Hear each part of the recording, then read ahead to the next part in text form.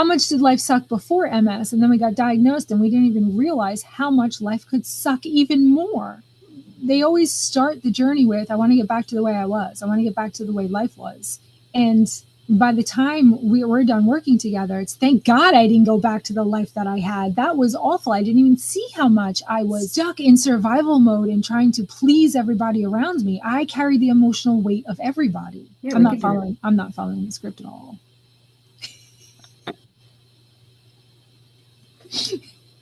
Let's just fucking talk about it.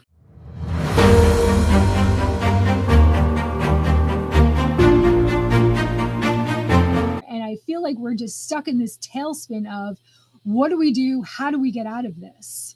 Life was hard enough, and then the diagnosis comes along and it's harder and so much more stressful. I don't know about you, Janine, but it was like, oh, how am I supposed to navigate this? Exactly. And I know we're laughing about this. We're laughing about this now because we have hindsight. When you're in it, it's nothing, there's nothing funny about it. We don't realize when we're stuck in fight or flight, we don't even realize it at the time, but we were already exhausted. We were already completely overwhelmed with life. And we just thought that was normal adulthood. We just thought that's what everyone experienced and went through. Well, we thought being stressed and overly stressed and constantly stressed was the normal part of being a mom, a wife, a woman in the adult world. And anxiety would kick in and worry would kick in. And like we were carrying the weight of the world on our shoulders. And that's what we were supposed to do. We were bred for it. And we were the dependable ones. We were the ones that people called when shit went wrong. We were the rock for everybody, handling the bills and the schedules and the kids and the emotional problems of not only yours, but the kids and the husbands and the family. Everybody calls you. You're the one handling all of the chaos. I remember it was probably a week before I got diagnosed, and my 2-year-old, who's now 24, he got expelled from daycare. He got expelled because he bit a chunk of skin out of this little girl's forehead. Then I get home, I tell my husband, oh my God, he got expelled. What are we going to do? And he goes, I don't know, but we have to go to my mother's for dinner. What? He goes, we have to go to my mother's for dinner, and she wants us to bring a salad, a case of beer, a loaf of Italian bread. Like, oh my God. I remember being there thinking to myself, I can't do this anymore. I can't live like this anymore. The beautiful part is that I think most of us feel that way. We know we need a change, but we keep carrying the weight of the world. We keep carrying the stress because that's what we think we're supposed to do. And people praise us for it. That's kind of the worst part, isn't it? It's like you wear like a badge. You wear like a badge of honor. And I think in this society, women feel like they have to do everything. Not only am I working my 9-to-5 job, but I'm still taking care of the kids. I'm still switching out the summer clothes to the winter clothes. I'm still carrying the mental load of the grocery shopping, buying the presents for the kids' birthday parties, scheduling everything. And then we get told, oh, you're so strong. I don't know how you do it all. Not, hey, do you need a break? Can I help you? You know, it seems like you're carrying a lot. We're praised for it. Society doesn't see the difference between a woman who is struggling and a woman who has it all, because it's one and the same thing. It was really challenging to let go of the idea of not doing it all, because I truly believed I was supposed to do it all. It's addictive. Not only birth the kids, but work a full-time job, take care of the household. I mean, do all the things. And if I tried to rest, God forbid, like something felt wrong. I couldn't rest. I don't know about you, but it just made me more stressed to try to sit and do nothing. Because when you're finally there and you go, I just need to sit down, that's when it kicks in. You should be doing something. There's laundry to do. There's this to do. There's this. What? And you're trying to rest your body as your mind is going a million miles an hour. And then you just can't take it anymore. And you go, all right, fine. And you're up again. And you're doing more shit. There was, at least for me, and it sounds like for you too, there was never any downtime. There was never any time to think about, what do I want? What makes me happy? Where's the joy in my life?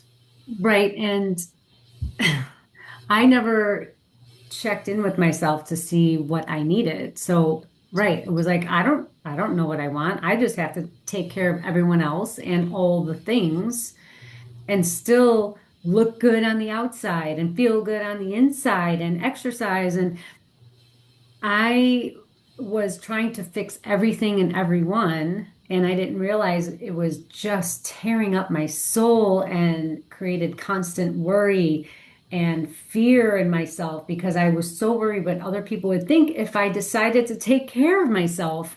And then I'm overthinking every symptom and trying to control all the things around me. And nobody calls this survival mode. They just call it being a woman.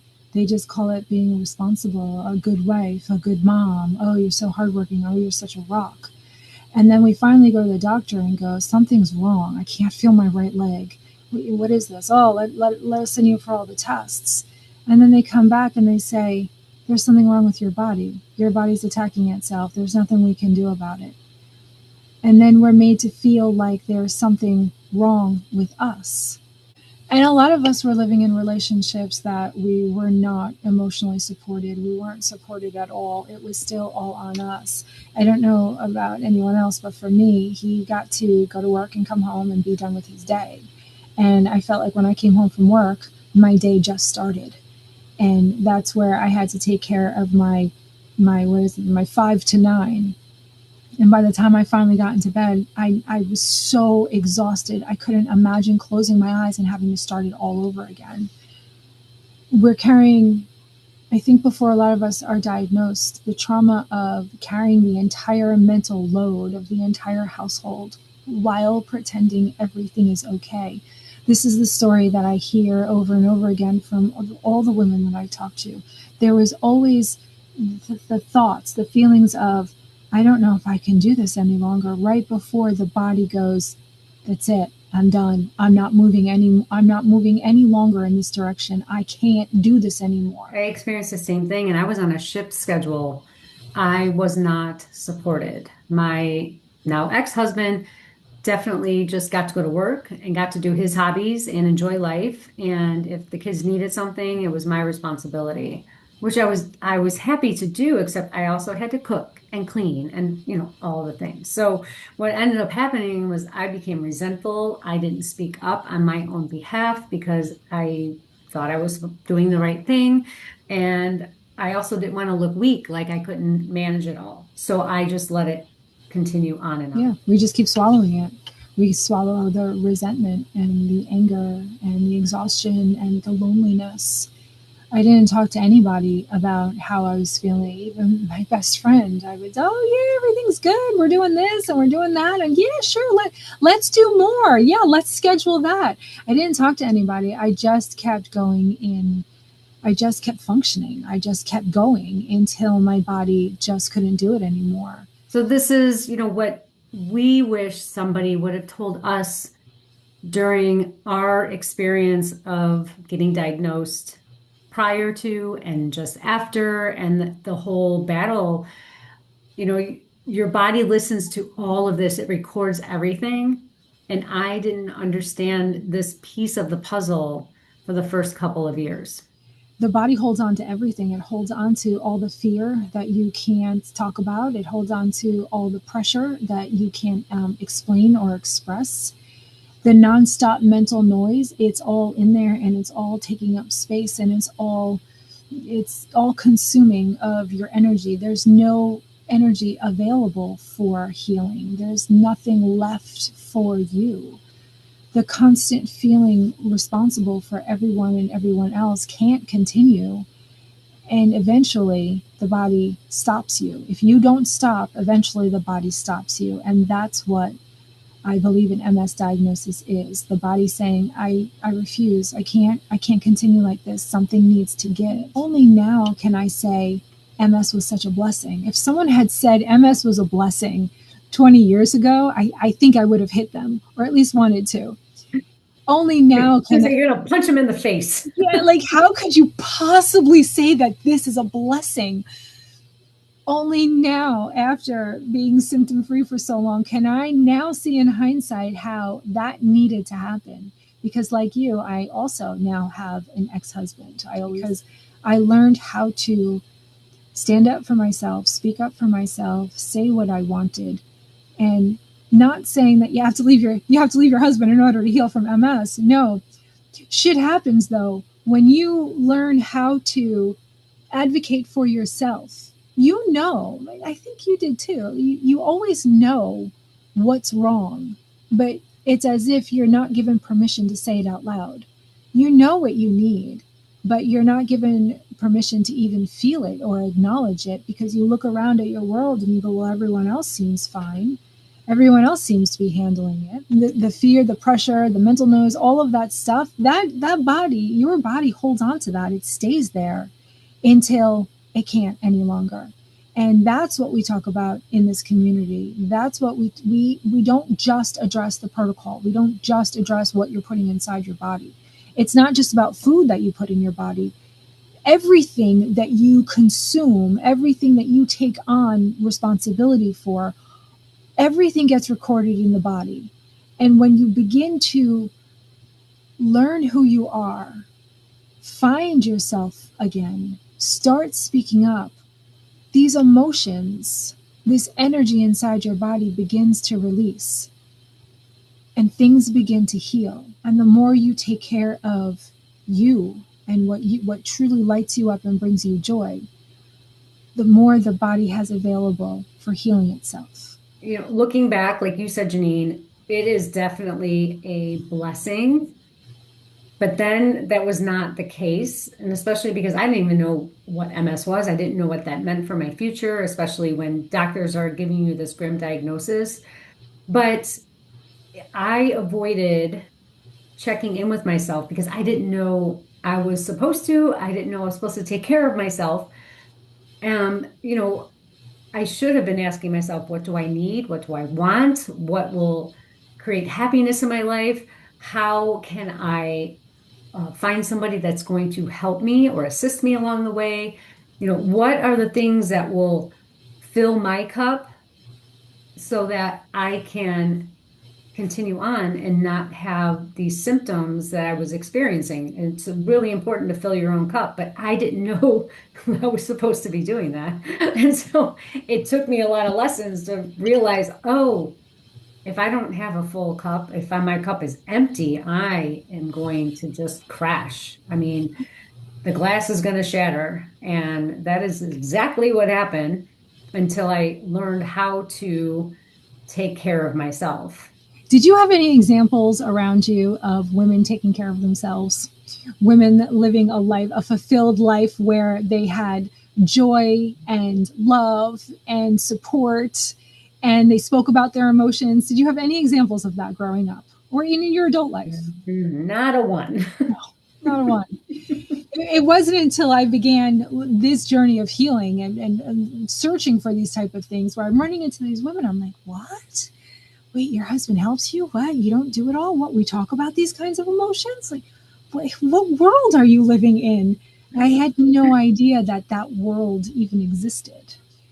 We were so busy surviving that we didn't even realize how disconnected we were becoming from our bodies. And even if someone told me that back then, I wouldn't have known what they meant about, what do you mean disconnected from my body? I am my body.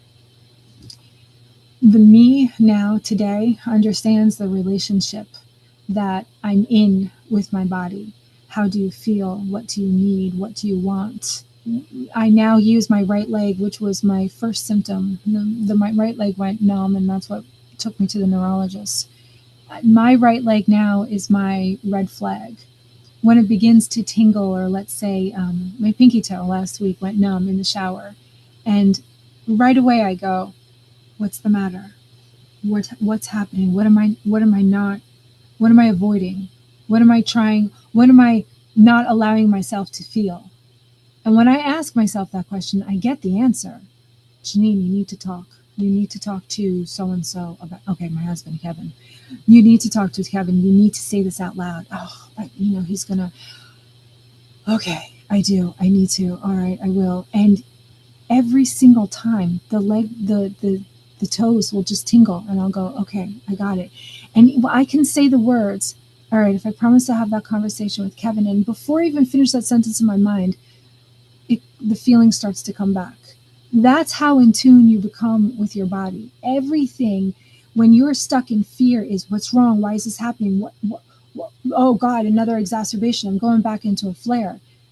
When you get to the point where you understand that you're in a relationship with your body, then you can use these sensations as the red flag of, okay, where do I need to slow down in life? What am I not hearing? This is exactly the kind of conversation that we're going to be having, going deeper into day two of this workshop. And we invite you to explore these avenues and aspects of your relationship with yourself with us in this workshop. We're going to be live, so when you have questions about survival patterns, hypervigilance, emotional suppression, we're going to be talking about all of these things that you don't normally hear people talking about, and we want you to be there with us live so that you can ask us these questions in real time.